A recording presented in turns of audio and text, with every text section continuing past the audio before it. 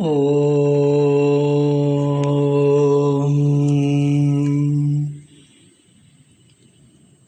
24th Sutra of the Sadhana Pada is a continuation of the discussion of the Samyoga. And the sutra is well known, very popular and very simple but very clear. The sutra is Tasya Hetur Avidya. Tasya Hetur Avidya. 24th Sutra. Tasya, its Hetu, cause, is Avidya. Its cause, its means Samyoga. The cause of Samyoga is Avidya. Why Samyoga? It is Avidya. Avidya strictly, we should understand, as per the Yoga Darshana Sutra described earlier, in the Avidya Asmita Ragadesha Bhiniveshaha. In that, the definition, clarity which we have regarding Avidya, here it is to be taken in that dimension, with that meaning, in that context. So Samyoga, the conjunction, the joining between the two, the Drishya and the Drishta, Prakriti and the Purushaha, with me and the world, the seen and the seer. This Samyoga happens because of Avidya. Tasya Hetuhu Avidya. Hetu is a reason, cause. So Avidya is the understanding as per the earlier yogic standpoint. It is already defined as we saw in the 5th sutra of the 2nd chapter in very deep meaning. And in other words, Samyoga is Avidya. Not only Samyoga is because of Avidya, Samyoga itself is Avidya. And in the usual logical manner of speaking, Avidya seems to be the cause or origin of Samyoga as expressed in this particular sutra. Not only the cause, but Samyoga itself is a Avidya. Unless Avidya is removed, Samyoga will not go. But in the previous sutra we have seen that it can be made use of for a positive, optimistic way. But the cause for that is Avidya. So in fact, though Avidya is there, optimistically, it can be made use of for a positive purpose out of it. So we see every day that the cause of our pain, pleasure is always our joining ourselves with the body. So much of identification with this body. Impossible to detach, not to identify with this. And if I were perfectly certain that I am not this body, I should take no notice of heat and cold or suffering of this body. And that is very important. Through ignorance, we have joined ourselves with a particular body and thus opened ourselves to the misery. So the misery, difficulties, dukkha is because of our identification and joining with the body. And to get rid of it, we should be free from this. This idea of body itself is a superimposition. It's a superstition. Swami Vivekananda beautifully calls it. It is superstition that makes us happy or unhappy. How deep the meaning Swami Vivekananda says. But anyway, we are in this. Samyoga has taken place, as we have seen in the earlier one. Optimistically, we should see go through it and rise, grow into it.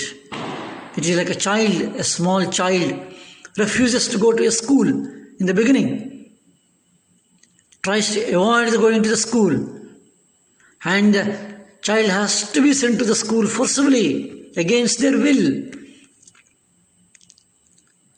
But they grow. So the best way of freeing ourselves from this necessity is to acquire perfection at the earliest.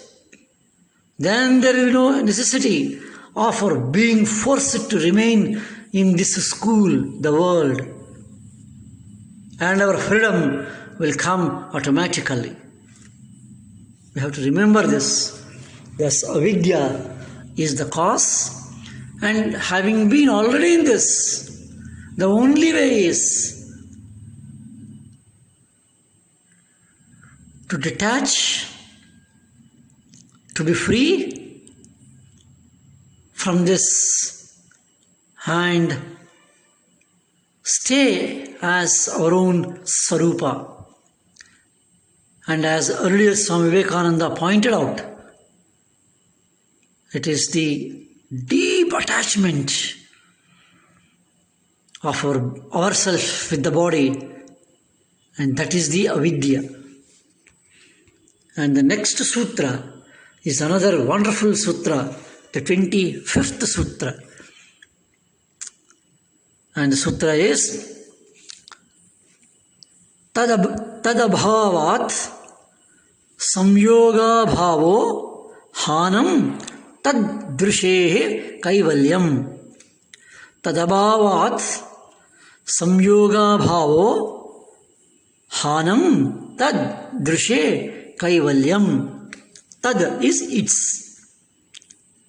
Means avidyas. Earlier sutra was avidya. Avidyas. Abhava. Bhava, abhava. Abhava is absence. Means not having avidya. Abhava. Samyoga abhava. Absence of samyoga. So absence of avidya, absence of samyoga. Abhava is absence. Tadabhava is, tad refers to avidya, and samyoga abhava. So avidya abhava, tad abhava, samyoga abhava. Absence of avidya, absence of conjunction, that is samyoga. Hanam. Hanam is annihilation, completely dissolution, emptying. That drishihi, potentiality of seeing, and kaivalyam, absoluteness. The last pada is the kaivalya pada, and Patanjali uses that particular word here. So there being absence of the ignorance, then there is absence of the samyoga, which is the thing to be avoided. And that is the state of kaivalya. In fact, the highest dimension of yoga has been brought here, the state of the kaivalya, and wonderfully Patanjali describes it here in this particular sutra, though there are details later on. So, avidya abhava, samyoga abhava, hana is annihilation. So by annihilating, by removing, by destroying, by the destruction of the avidya and samyoga. That is the meaning. That means avidya abhava, samyoga abhava. And when that is gone, ever effulgent kaivalya is there. It's a very important sutra here. The samyoga which leads to dukkha, we have seen earlier sutras, can be done away with if avidya is removed. And from the achievement aspect, it is called as the hana. the achieving, the cessation of the suffering, dukkha nivaranam, dukkha hananam. This is the goal of yoga. That is the Kaivalya. And that is how Drishi was word is used. It is the Kaivalya. So this sutra broadly explains the way of attaining Kaivalya with total abolition of dukkha and of gaining everlasting happiness or peace, the Kaivalya. This way is that of doing away of samyoga and avidya. In other words, Kaivalya is nothing else than doing away of samyoga or dissolution of the avidya. This is how the definition has come. Kaivalya is removal of avidya, that is the avidya abhava, and samyoga bhava, that is Kaivalya. The word yoga is most often said to mean union, but here it is the word which we are seeing that and explained wonderfully as a dimension. And of course, we have seen that in the 6th chapter of Bhagavad Gita, the 23rd shloka, tam vidyad dukkha samyoga viyogam yoga sanyitam. This word comes there. Tam vidyat dukkha samyoga viyogam yoga sanyitam. So that samyoga, dukkha, tam vidyat viyogam yoga sanyitam. So disunion, viyoga of samyoga, exactly is a repetition of Patanjali, or Patanjali is repeating the Gita shloka. The viyoga of the samyoga. And that is the free from dukkha. Dukkha is out of the samyoga and the avidya. Then what happens? Yoga sanyitam. That is yoga. That is Kaivalya. A parallel description, a parallel idea presented in the Gita, the 23rd shloka. These two go together. So that is how the sutra is to be understood. Tadabhavat samyoga bhava hanam taddrishe kaivalyam. Taddrishe kaivalyam. Drishe establishes in Kaivalyam. And Kaivalyam is defined as abhava samyogaha avidya abhavaha.